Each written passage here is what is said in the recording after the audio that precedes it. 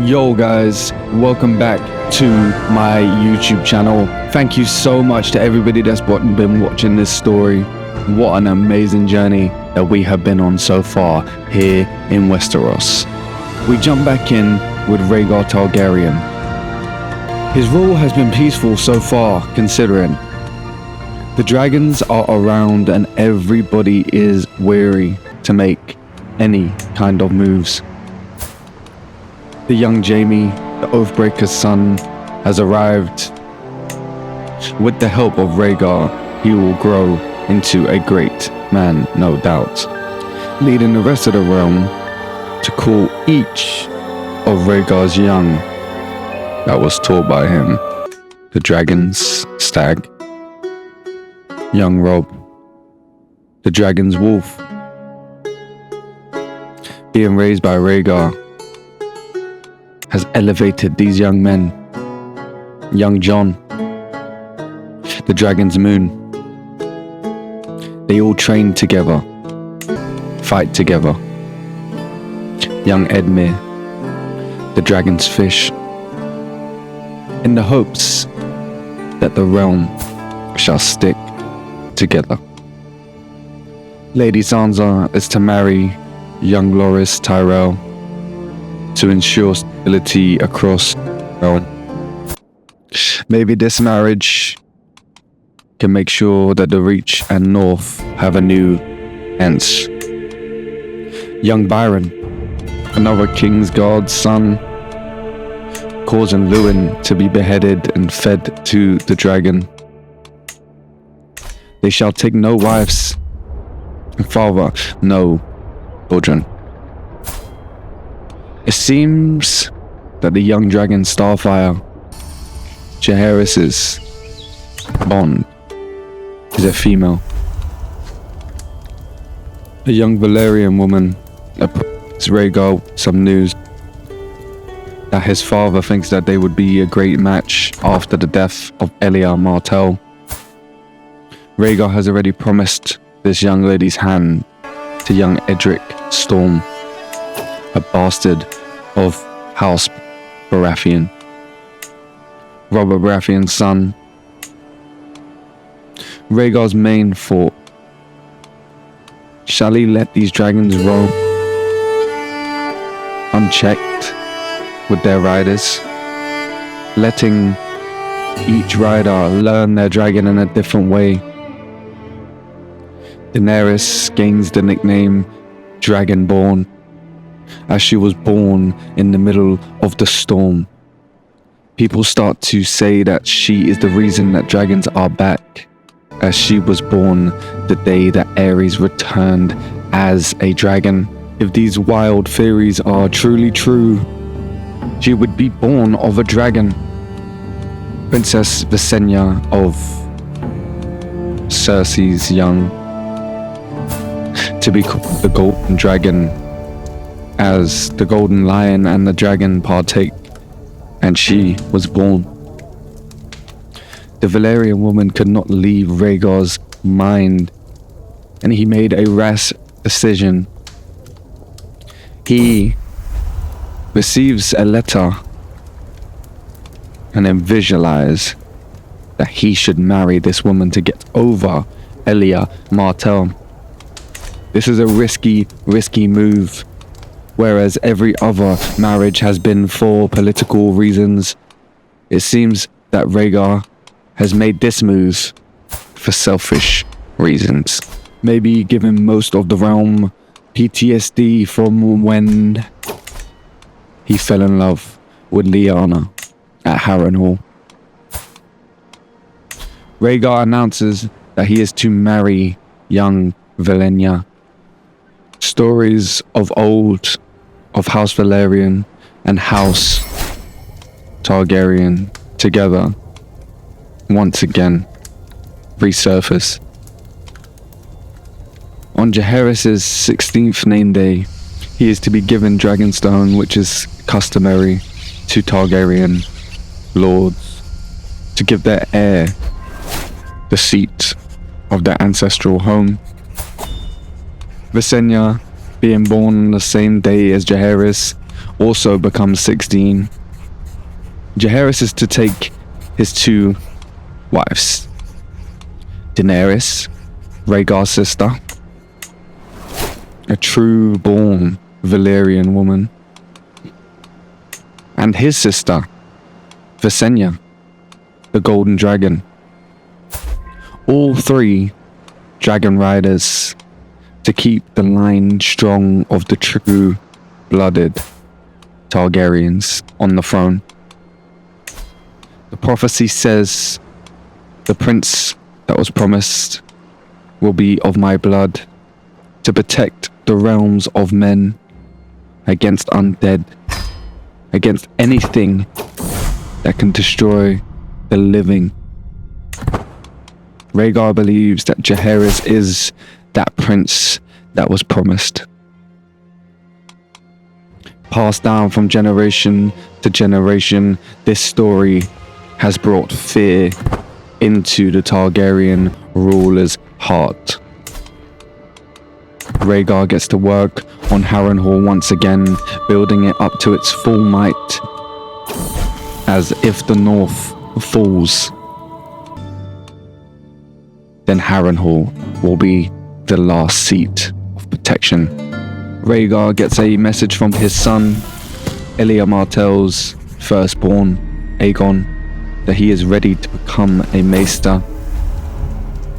Lyanna asks Rhaegar what was the meaning of this marriage, but Rhaegar ensures Lyanna that she is his only love. How true that is, Rhaegar only knows, because there was no political benefit for him to take that wife. Rhaegar understands that tensions are high with everything that happened with Tywin, and everything that has happened of late with Robert Baratheon's betrayals and rebellion. Rhaegar decides to host another tournament at Harrenhal.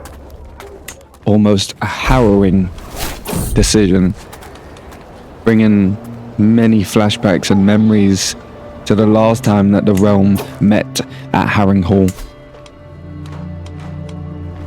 For those that don't know,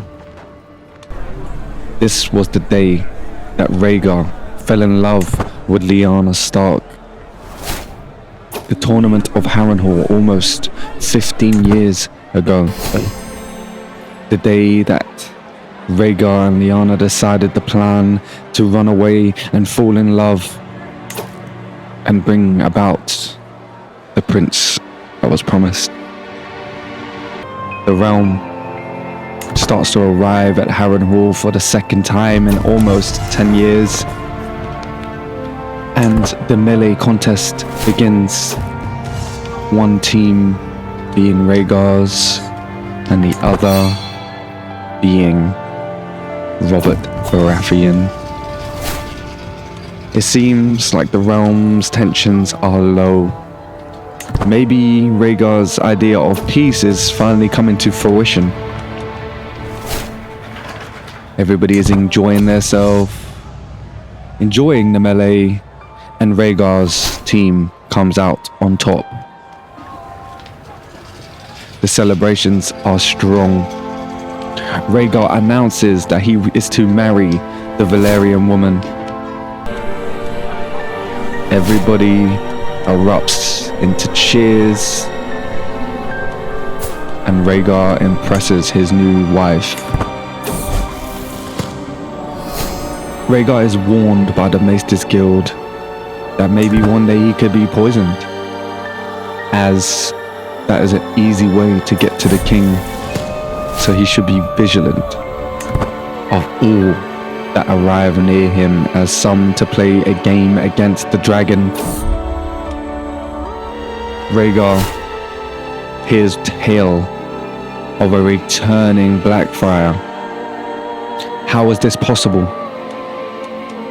For those that don't know, the Blackfyres are an offshoot of House Targaryen. This is a terrible time for the Blackfyres to arrive. It seems he has united the three cities and he is on his way to claim what is rightfully his in his mind. Rhaegar has to end the tournament at Harrenhal at once. He calls all banners at Harrenhal to return home as soon as possible and to meet him in the battlefield. As this pretender dragon named himself the Black Dragon, but has no dragon, but has no claim to the throne. All of these people that have joined him will be put to the wall, as their betrayal is one that cannot be forgiven. Robert Baratheon tells Rhaegar not to worry, and he will muster the Stormlands as soon as possible. I think Lyanna Stark explaining to Robert Baratheon that he never loved her and she never will, has put the theories that Rhaegar kidnapped her and everything behind them, that rebellion was stupid. Rhaegar toys with the idea that he brings out his dragon and puts an end to this pretender as soon as possible. But he remembers that the realm is watching at every opportunity. The Free Cities, they pose a massive threat against this claim. Perhaps Rhaegar should have put an end to the Free Cities as soon as possible, bringing them under his realm. But many Targaryen kings before have tried to unite the realm from top to bottom and have failed. Perhaps Rhaegar will meet the forces of the Brackens as they approach Harrenhal.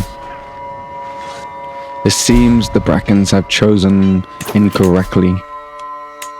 The Black Dragon was not the correct answer.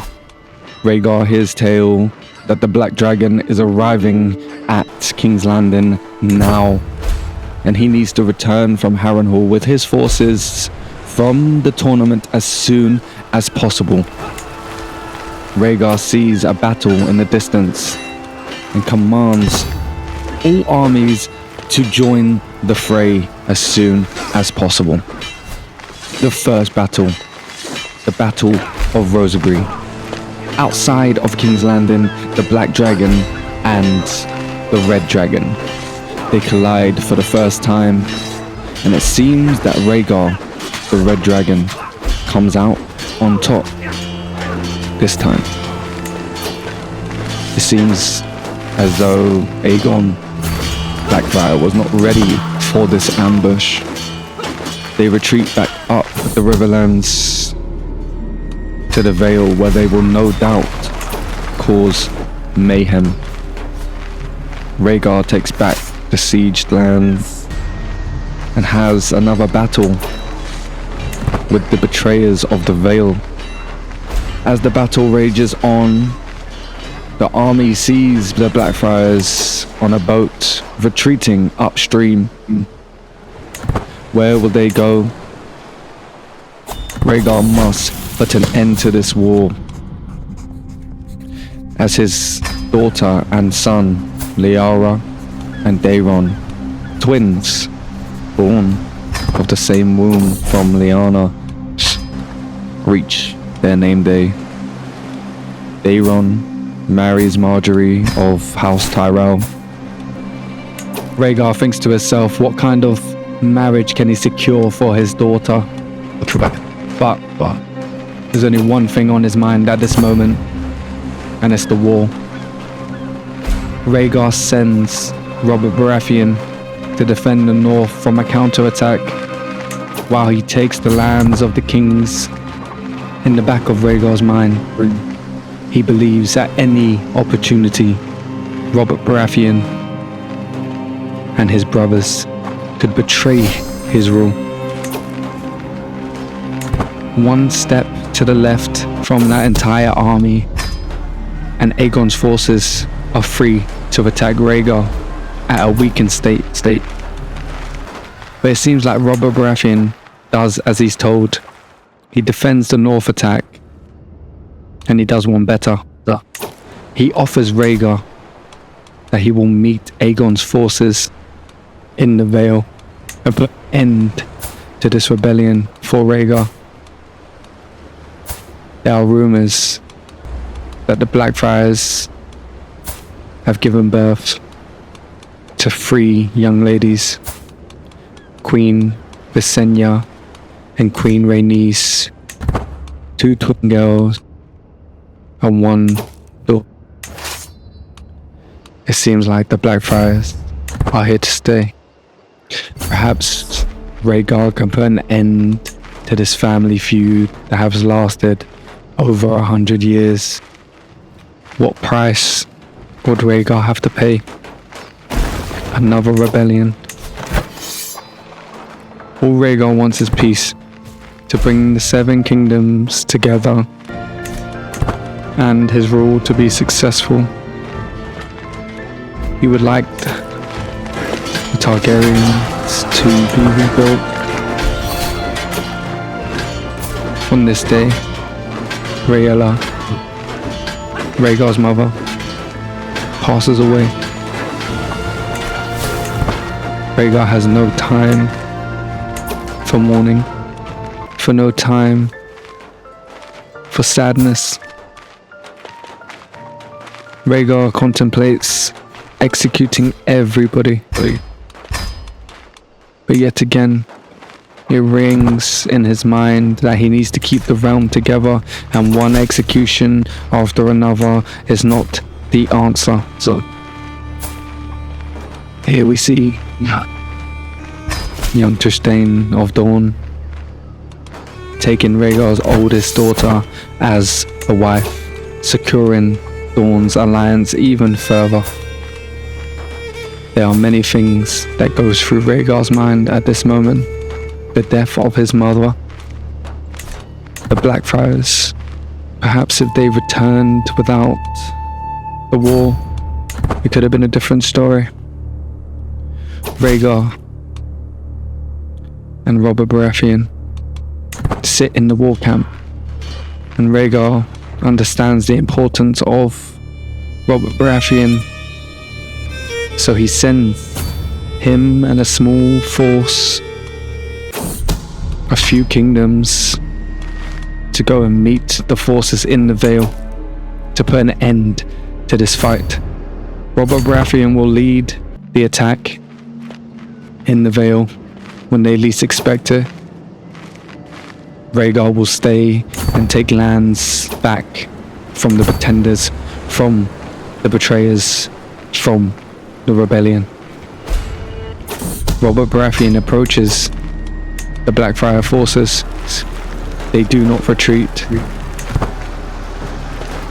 Robert Baratheon scares the forces away, and they try to retreat, finally noticing that there is an army approaching.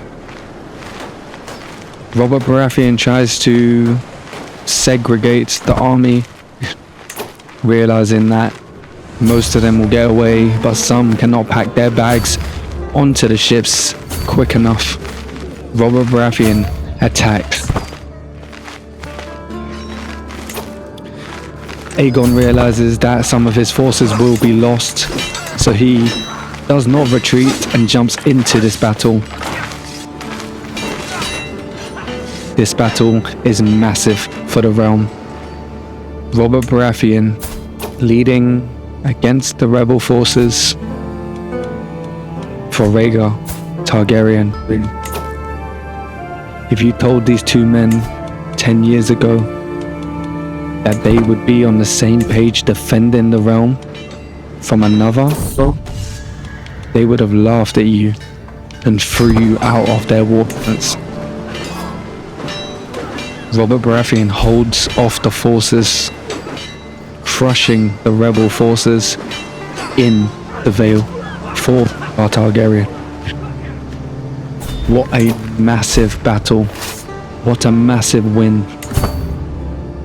Robert Baratheon starts to take the lands back as the forces scatter, some running into Rhaegar Targaryen's force and the Tyrell force, some running back into Robert Baratheon's army. Rhaegar captures a few and put an end to them. War is the last thing that Rhaegar Targaryen wanted, especially at this moment. Robert Baratheon spots the Blackfyres approaching with some of the free cities. He decides to step between him and Rhaegar. Robert Baratheon faces Aegon's forces as Rhaegar, Dorne and Tyrell's all approach with the Starks in tow. This battle has taken a turn for the Loyalists. The Rebel fought thinking that they're winning this fight until the rest of the army shows up. Robert Baratheon can sigh a sigh of relief. Another battle, another win. Rhaegar understands that it will be easy to make an example of these pretenders, of the fake line of Targaryen, the Blackfyres. To behead them in front of the realm would be the easy answer, but that would just create an endless cycle of war that they will never escape. Rhaegar understands that he needs to create if he wants to end suffering.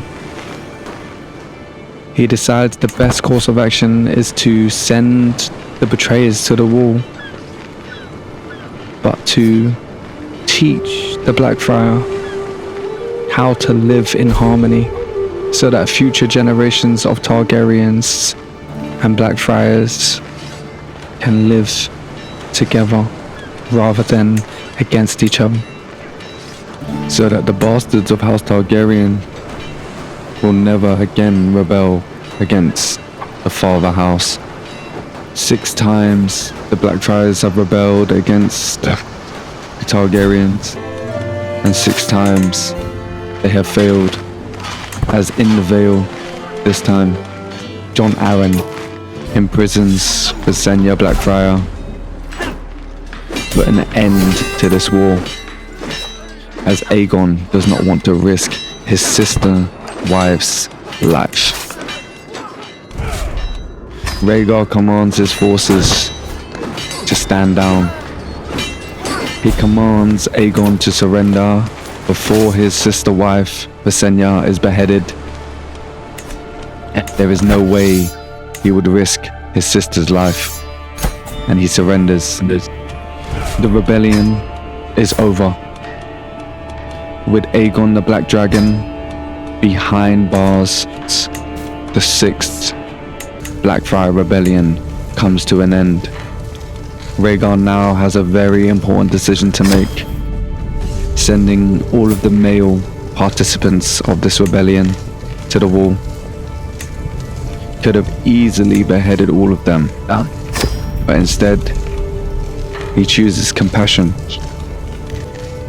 The Blackfyres are stripped their titles for now. The High Towers, participating in both rebellions, are to lose their main line on their throne and their Valyrian steel sword is to be stripped from them. Rhaegar understands the importance of having a strong wall to protect the realm from what is to come. If the rumors are to be true, the vision that he saw on the day of the first rebellion, that the long night approaches, we need strong, able men at the wall and ready. Rhaegar doesn't send these men to the wall lightly. Everything in his bones tells him to behead these men. Lord Selwyn of Tarth, whose daughter is married to Renly. The Baratheons were loyal. Lord Selwyn is to lose his titles and to be sent to the wall. He is to live out his days watching, defending the realm as punishment. His firstborn son died. What a price to pay. The lords of the Stormlands have been nothing but loyal since the first rebellion. Renly, raised up by Rhaegar as a young man and now the dragon stag, is to inherit Tarth through his marriage with Brienne of Tarth. The Baratheons have been loyal. Stannis, Robert, and Renly standing by Rhaegar whenever he needs it. Rhaegar sees a threat still, that the free cities are still free. Rhaegar understands that if he's meant to defend the realm from the threats that are to come, he needs a united realm full of peace so that they can repel anything that could come their way. Rhaegar sees Aegon the Blackfyre and sees an opportunity to bury the hatchet between the Targaryens and the Blackfyres. Aegon must renounce his claims to the throne, which he does. Rhaegar sets Aegon free. He recruits his wives and daughters into King's Landing and welcomes them with open arms. The plan is that Aegon takes some time to recover from his loss and recruit all of the bastard houses of Targaryen, like the Orphalese and the Bright Flames, and start to take back the free cities and bring them under Rhaegar's rule. This would be more than enough for Rhaegar to forgive Aegon for the last rebellion. And let's hope it is just that, the last rebellion. Aerys is to become a squire on his 9th name day to Lord Barristan Stalmy, one of the greatest knights that the realm has ever seen.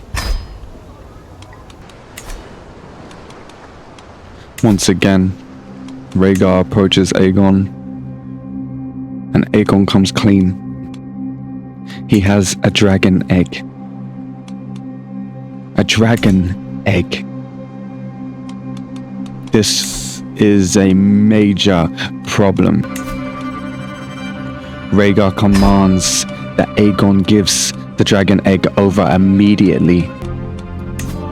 Could you imagine the Blackfyres with that kind of power? It would be just like the dance all over again. It would be just like the first rebellion. We cannot let a dragon fall into the wrong hands. Rhaegar takes this egg and hides it away in King's Landing with 2 Kingsguard watching it at all times. Rhaegar keeps Aegon under house arrest just in case he gets any ideas to steal the egg. Visenya Blackfyre and Rhaenys Blackfyre are to lead the efforts on the first of the 3 cities. This man was captured in a moment, and Pentos has been brought under the rule of the Targaryens with quick volition, as they lost all of their men in the Blackfyre rebellion. Their city fell very quickly. The Blackfyre ladies bring news that the free city of Pentos is now Rhaegar's, and Rhaegar is happy with their progress. He understands that he must bring the other 3 cities into his realm as soon as possible to prevent anything like that happening again.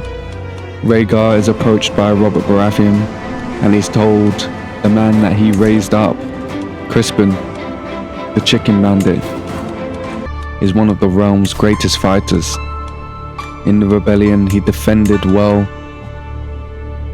In the attack on Pentos, he attacked well. And Rhaegar keeps that loyalty in mind. News reaches Rhaegar that Sansa has passed away in childbirth.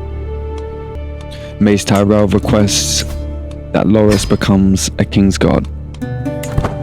He speaks openly to Rhaegar that his son has unworldly passions that the realm would not understand. But Rhaegar and Mace understand. They must protect this man. Rhaegar invites Loras to be a Kingsguard after the loss of his wife. And Loras accepts. Loras becomes a Kingsguard, and Mace is very happy, grateful to Rhaegar for always having his back. Another Blackfyre is born. Aegon had a son and a daughter. Thank you so much for watching this video. This has been episode 3. If you enjoyed, drop a like down below. Make sure that you comment down below your favorite bit. I have many videos coming, so I hope you enjoy. What would this man become? Jaime, the Oathbreaker's son. All will be revealed, so stay tuned. See you soon.